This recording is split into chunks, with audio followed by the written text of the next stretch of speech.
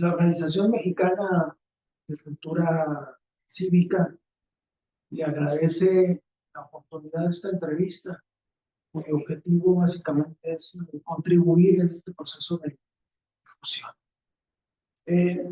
¿Quién es el licenciado David Fernández?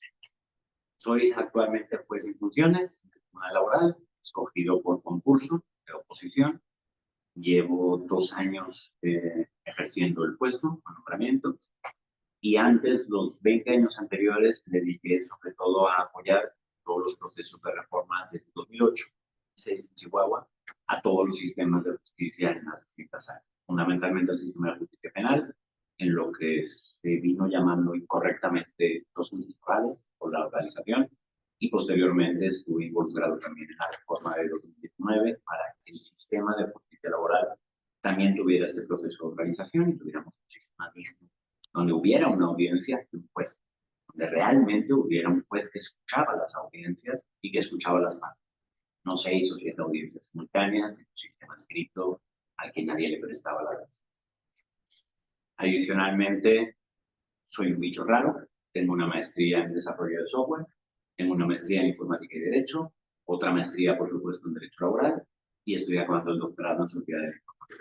Y entonces me fijo mucho, por formación, en la agilidad de los procesos. Uno es procesalista, pero con lógica de ingeniería siempre estoy analizando los procesos y cómo podemos hacerlos lo más eficaces posible.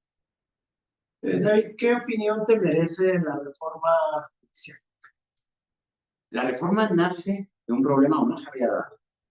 Eso es lo primero que tenemos que aceptar. Y ese problema incluso ya lo mencionábamos en 2008.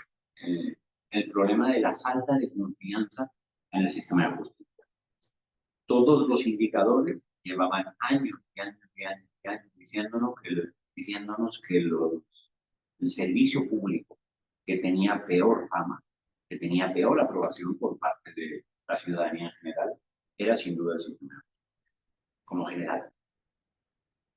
¿Quiénes eran los responsables? Ahí es donde nos tenemos que meter a analizar los detalles. En las fiscalías, en las juntas, en las vías, etc. Pero la realidad es que la causa final es la falta de confianza que hay en el sistema de justicia de la nación, o esto no habría ocurrido. La solución es elegirlos por votación en lugar de por concurso. Probablemente elegirlos única y exclusivamente por votación no sea la forma más adecuada. ¿Por qué? Necesitamos jueces que estén realmente preparados y muestren su preparación para poder enfrentar su audiencia y luego lo complicado, que es dictar una sentencia. Dictar una sentencia después de haber escuchado las partes, ver los documentos, etcétera, etcétera, es un proceso que no es fácil, es técnicamente complicado. Y adicionalmente la reforma tiene algunos problemas muy serios. Por ejemplo, la quiebra de lo que llamamos técnicamente el principio de mediación, que va a significar que vamos a tener que volver a empezar el proceso. En materia penal, e incluso en materia laboral. Si se cambia el juez a mitad del proceso, es muy probable que haya que volver a empezar. Y el ancho de banda por parte del ciudadano, es decir, el ciudadano está teniendo serias dificultades en poder analizar los 800 perfiles que se presentan para 101 puestos. Eso hace que realmente no estamos pudiendo analizar bien a los candidatos con méritos que no son, van a funcionar, son los idóneos para el cargo, porque es imposible, es esencialmente imposible. Tenemos que hacer una transición hacia un sistema de justicia que sea más transparente y que logre mejorar la confianza, definitivamente. Definitivamente. ¿Es esta la forma adecuada? No sabemos. Pero probablemente no vaya. David, ya casi 60 días de campaña. Coméntanos tu experiencia, tus impresiones en este ejercicio, recorriendo calles, saludando personas, interactuando, escuchando sugerencias, reclamos, opiniones. Compártenos un poco de ello. Sigue habiendo mucha confusión. La mayoría sigue, en el aspecto laboral, por ejemplo, sigue existiendo mucha gente que piensa que somos las juntas locales de confianza. en la cual no tenía, si comentábamos antes de que los tribunales tienen mala fama, se puede imaginar la fama que tenían los juntas de conciliación, ¿no? Siempre ha sido un poco el caso. Y ves los ciudadanos de a pie y consideran lo que sigue diciendo que ustedes en la Junta hacen esto y esto, ¿no? Lo principal es que existe mucha confusión al respecto de qué es a lo que se dedican los jueces, magistrados, los fiscales. Unos piensan que somos de fiscalía o que somos de público. Creo que lo principal que te das cuenta es la brutal confusión que hay del ciudadano en torno al sistema de justicia, a cómo funciona, quién hace qué, cuáles son las tareas. Creo que esa es la principal cuestión. Hay, a la vez, se detecta mucha apatía. Eso también es algo conocido y las expectativas de educación muy altas. Y se observa mucha, en general, mucha apatía. Pero luego los ciudadanos sí, en general, cuando hablas con ellos, se observa que hay un tema positivo. Se observa que tiene un tema positivo. No hay que pensar en el ciudadano únicamente como al que te encuentras en la calle o cuando vas a hacer un recorrido, cuando visitas un tianguis. También te ocurre incluso cuando vas a otros lugares de más nivel socioeconómico que sí que existe. O sea, cuando hablas con empresarios, cuando hablas con sindicatos, cuando hablas con cualquiera, incluso en gente cercana al sistema de justicia, sigue existiendo esa confusión. Creo que lo principal que hemos aprendido es que no hemos trabajado suficiente en estos 20 años para explicar cómo es el sistema de justicia y cómo debe de ser. El sistema de justicia es una cosa muy sencilla. Cuando las partes llegan frente a un juez, es que tienen un conflicto y hay dos versiones. Si hubiera una sola versión, pondríamos una página web, un mecanismo como de concesión de permiso administrativo, problema resuelto. Pero el ciudadano todavía no ha entendido que hay dos o más. A veces hay 20, a veces hay 30. Pero no ha entendido que cuando llegamos hasta un tribunal es que tenemos dos versiones y que la única forma que hemos aprendido en 25 siglos es que haya un tercero que nos escuche. Lo único que nos aprendido. Y ahí es donde creo que estriba la importancia, quizás, de este proceso de campaña para poder empezar a dar pasos, para poder explicar qué es y cómo debe de ser. ¿Cuál es tu opinión de la impartición de justicia? He sido litigante muchos años.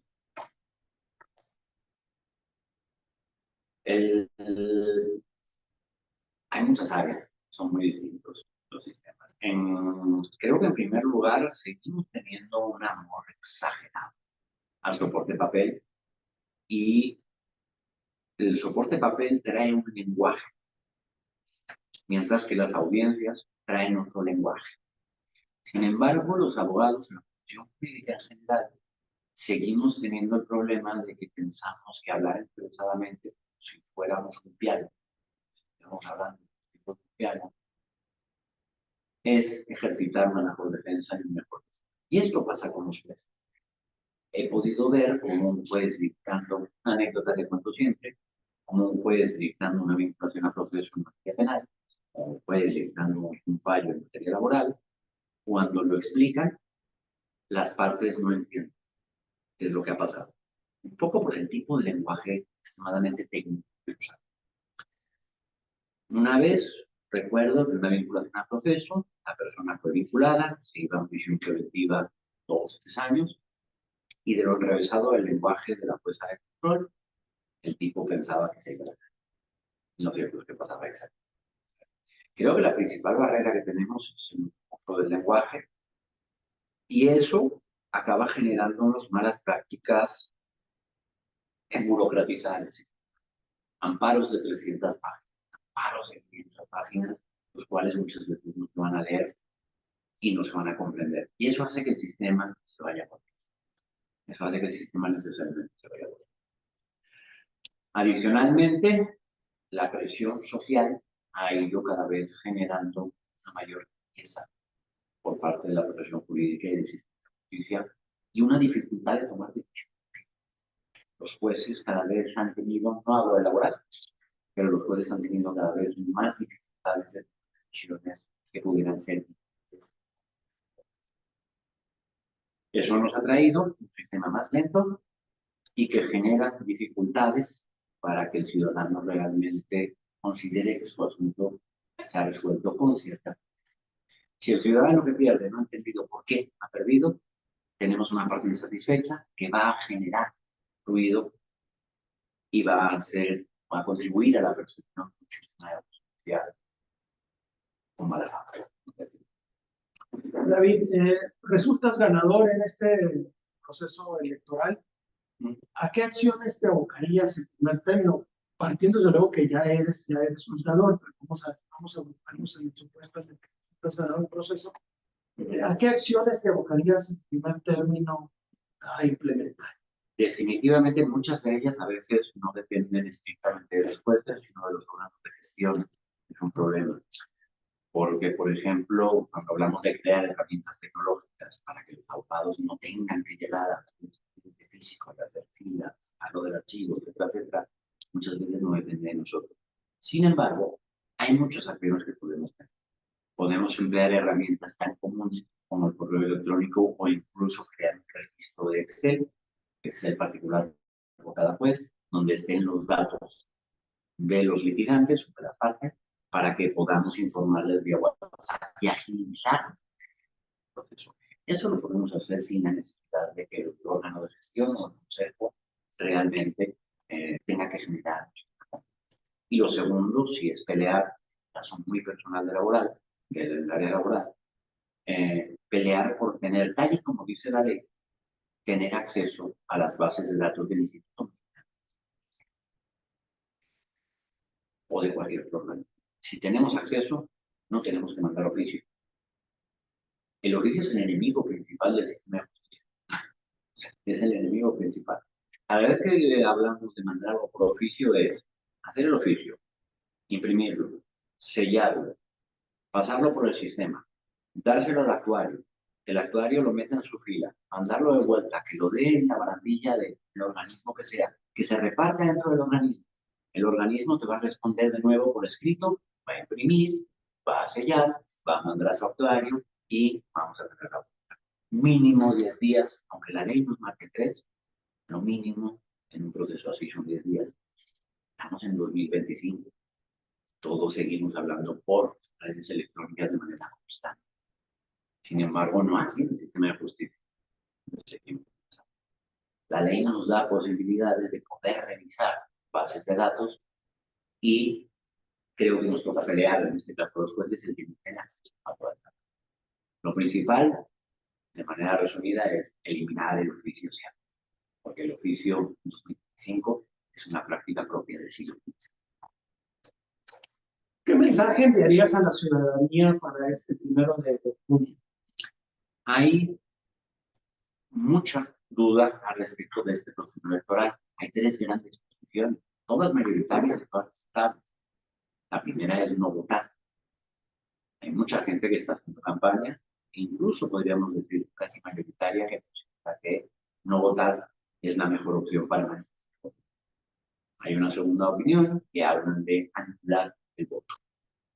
Y hay una tercera que dice, ya lo tenemos, lo que tenemos que hacer es precisamente votar, porque las otras 2 alternativas no van a evitar ese resultado. El proceso ya está.